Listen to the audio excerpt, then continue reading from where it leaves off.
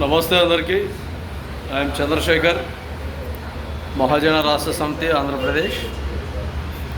చాలా వరకు రెవెన్యూ డిపార్ట్మెంట్కి సంబంధించి కొన్ని సీలింగ్ భూములు ఉన్నాయి.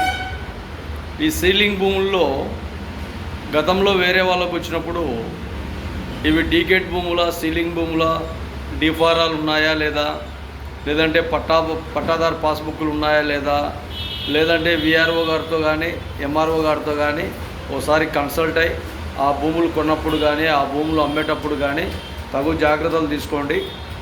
ఎందుకంటే సీలింగ్ భూములు అనేవి వంశపారపర్యంగా వాళ్లకు రక్త సంబంధికులకు మాత్రమే వర్తిస్తాయి. వేరే వాళ్ళకు అమ్మడం కానీ వేరే వాళ్ళు కొనడం కానీ ఆ భూములు చేయకూడదు. కాబట్టి బాగా ఆలోచన చేయండి. ఎవరైనా కానీ భూముల పైకి వెళ్ళినా, భూముల్లో ఇబ్బందులు గురైనా, సమస్యలు వచ్చినా కూడా పూర్తిగా సమస్యలు వస్తాయి. కాబట్టి తగు జాగ్రత్తలతో సీలింగ్ భూముల విషయాలలో మాత్రం ఖచ్చితంగా ఆ భూముల విషయాలు ఎంఆర్ఓ గారు, విఆర్ఓ గారితో సంప్రదింపులు జరిపిన తర్వాతే కొనడమా లేదంటే కింద అమ్మడమా అనే విధానాలు చేసుకోండి జాగ్రత్తగా. ఎందుకంటే ఈ మధ్యకాలంలో మేము పరిష్కారం చేసే విధానాల్లో ఈ భూముల సమస్యలు చాలా వరకు ఉన్నాయి.